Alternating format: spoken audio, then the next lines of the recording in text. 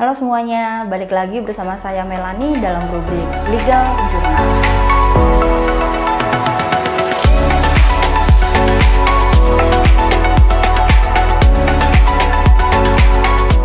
Di video kali ini kita akan membahas mengenai kasus pelecehan seksual. Jadi beberapa waktu yang lalu ada yang WhatsApp kepada saya dan bertanya mengenai kasus pelecehan seksual yang terjadi di dalam lembaganya. Kita sebut saja Lembaga X. Jadi Lembaga X ini menaungi beberapa orang begitu ya. Nah, salah satunya ini adalah pelaku yang sebenarnya juga sudah beristri dan sudah punya anak. Tetapi beberapa tahun terakhir ini dia mengalami perilaku yang menyimpang. Dia mengirimkan kurang lebih kepada 5 orang korban gitu ya, melalui media sosial, melalui WhatsApp. Dia chat sesuatu yang bersifat menggoda dan dia mengirimkan foto alat kelaminnya seperti itu. Nah, pertanyaan dari orang ini adalah apakah memang pelaku ini bisa dijerat pasal pelecehan seksual? Dan siapa yang harus melaporkan? Apakah memang lembaga yang harus melaporkan ataukah korban-korbannya yang harus melaporkan kejadian tersebut? Dan selang beberapa hari kemudian ada seorang ibu juga yang melalui FB Messenger dia mengirimkan pesan kepada saya dan bertanya tentang perihal yang mirip begitu. Jadi anaknya ini yang masih sekolah selalu dikirimi oleh kakak kelasnya ini video porno dan juga sekali lagi tentang alat kelamin yang dikirimkan kepada si anak tersebut. Dan pertanyaannya juga sama ya, jadi apakah memang pelaku ini bisa dijerat dengan pasal pelecehan seksual atau tidak. Nah, sebenarnya kasus pelecehan seksual ini cukup beragam ditemui. Ada mahasiswa yang juga dilecehkan oleh dosen pembimbingnya, ada juga penumpang yang dilecehkan di dalam bis ataupun di dalam KRL dan lain sebagainya begitu ya. Nah, pelecehan seksual ini adalah sebuah perbuatan atau perilaku tidak menyenangkan dan dapat mengganggu seseorang dan bisa menimbulkan trauma baik secara fisik maupun secara psikis. Nah, pelecehan seksual itu bisa terjadi kapanpun dan dimanapun saja, baik di kendaraan umum, baik di sekolah, di lingkup pekerjaan, di tempat lain gitu ya. Bahkan kita tidak bisa menyangkalnya bahwa ini juga bisa terjadi di masjid, di gereja, di wihara atau di manapun. Dan bahkan dengan teknologi yang semakin canggih, pelecehan seksual ini juga bisa dilakukan melalui media sosial. Artinya bahwa tanpa harus bertemu secara fisik, si pelaku dapat menyalurkan perbuatan kejinya tersebut. Dilansir dari Kompas, dari www.kompas.com, di tahun 2019, pelecehan seksual itu terjadi sebanyak 431.471 kasus. Dan di tahun 2018, kasus pelecehan seksual itu terjadi sebanyak 406.178. Artinya bahwa setiap tahun kasus pelecehan seksual ini semakin meningkat dan semakin bertambah. Nah, ada beberapa jenis pelecehan seksual yang perlu kalian ketahui. Yang pertama adalah pelecehan gender. Pelecehan gender ini biasanya mengenai pernyataan dan atau perilaku seks yang menghina ataupun merendahkan wanita. Contohnya termasuk komentar yang menghina atau gambar atau tulisan yang merendahkan wanita, lelucon yang bersifat cabul atau humor tentang seks atau humornya tentang biasanya dikenakan kepada wanita pada umumnya. Yang kedua mengenai perilaku menggoda. Perilaku seksual yang menyinggung atau tidak pantas dan tidak diinginkan sebenarnya. Contohnya mengulangi ajakan seksual kepada wanita ataupun pria gitu ya yang tidak diinginkan, memaksa atau mengajak untuk makan malam bersama atau kencan, mengirimkan surat dan melakukan panggilan telepon berkali-kali padahal sudah ditolak oleh pasangannya sebelumnya begitu ya. Perilaku menggoda ini juga biasanya terjadi di lingkungan jalan umum begitu ya. Jadi ada tukang-tukang yang sering bersiul ketika perempuan melintasi jalan tersebut. Itu juga bisa masuk di dalam pelecehan seksual yang bersifat perilaku menggoda. Atau yang ketiga adalah penyuapan seksual. Artinya bahwa permintaan aktivitas seksual dan kemudian nanti dibayarkan atau dengan janji memberikan imbalan sesuatu diberikan rumah, diberikan mobil, atau bahkan dikasih permen atau apapun begitu ya. Dan yang berikutnya adalah pemaksaan seksual. Pemaksaan aktivitas seksual ini itu biasanya dilakukan dengan disertai ancaman hukuman. Artinya bahwa kalau kamu tidak melakukan seks atau melakukan aktivitas seksual bersama saya akan membunuh atau saya akan melakukan sesuatu kepada keluarga. Nah, yang berikutnya adalah pelanggaran seksual. Pelanggaran seksual ini artinya kita sebut dengan pelanggaran seksual berat begitu ya. Seperti menyentuh, merasakan atau meraih secara paksa fisik perempuan tertentu begitu ya, ataupun mengenai penyerangan seksual. Nah, jadi pertanyaan yang pertama ya, apakah pelaku ini bisa dipidana dengan pasal pelecehan seksual? Apabila kalian mengalami hal-hal yang tadi saya sebutkan di atas, maka jawabannya adalah ya, pelaku bisa dipidana. Ada beberapa pasal yang bisa dikenakan gitu ya. Yang pertama adalah pasal 27 Jungto pasal 1 angka 1 Undang-Undang Informasi dan Transaksi Elektronik. Jadi pasal 1 angka 1 Undang-Undang Informasi dan Transaksi Elektronik itu menyebutkan bahwa informasi elektronik adalah satu atau sekumpulan data elektronik termasuk tetapi tidak terbatas pada tulisan, suara, gambar, peta, rancangan, foto, electronic data interchange atau EDI, surat elektronik atau elektronik mail atau email, telegram, telex, telekopi atau sejenisnya, huruf, tanda, angka, kode akses, simbol, atau perforasi yang telah diolah yang memiliki arti atau dapat dipahami oleh orang yang mampu memahaminya. Begitu. Itu adalah informasi elektronik.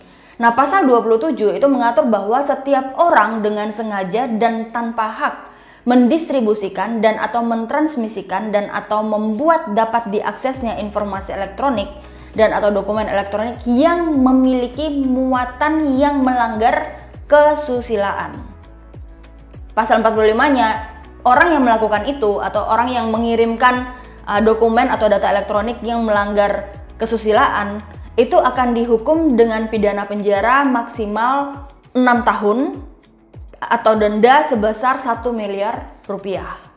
Atau yang kedua, pelaku tersebut bisa dikenakan pasal 4 Jungto pasal 1 angka 1 Undang-Undang Pornografi. Jadi pasal 1 angka 1 Undang-Undang Pornografi itu menerangkan bahwa pornografi adalah gambar, sketsa, ilustrasi, foto, tulisan, ingat ya ini ada kalimat tulisan, suara, bunyi dan lain sebagainya melalui berbagai bentuk media komunikasi dan atau pertunjukan di muka umum yang memuat percabulan atau eksploitasi seksual yang melanggar norma kesusilaan dalam masyarakat. Nah, pasal 4 ayat 1 Undang-Undang Pornografi itu menyatakan bahwa setiap orang dilarang memproduksi, membuat, memperbanyak, menggandakan, memperjualbelikan, menyewakan, menyiarkan, dan lain sebagainya secara eksplisit memuat tentang persenggamaan, termasuk persenggamaan yang menyimpang, kekerasan seksual, masturbasi atau onani, ketelanjangan atau tampilan yang mengesankan ketelanjangan, alat kelamin atau pornografi anak. Ini bisa dipidana dengan pidana penjara paling singkat 6 bulan atau paling lama 12 tahun dan pidana denda gitu ya, atau sanksi denda paling sedikit 250 juta dan paling banyak adalah 6 miliar rupiah.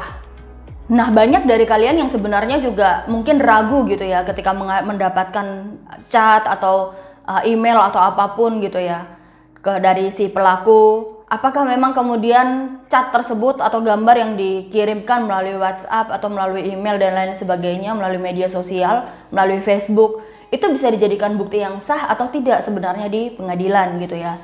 Jawabannya seperti yang sudah saya jelaskan bahwa itu adalah bisa.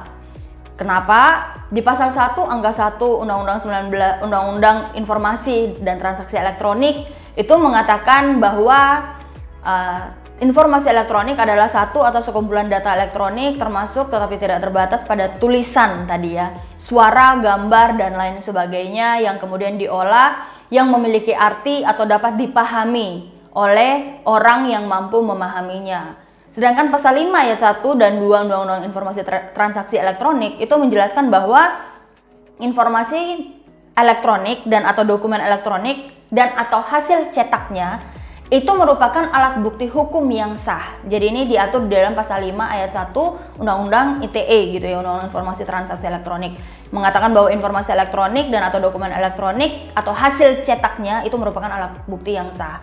Dan informasi elektronik dan atau dokumen elektronik dan hasil cetaknya itu merupakan perluasan dari alat bukti yang sah sesuai dengan hukum acara yang berlaku di Indonesia gitu.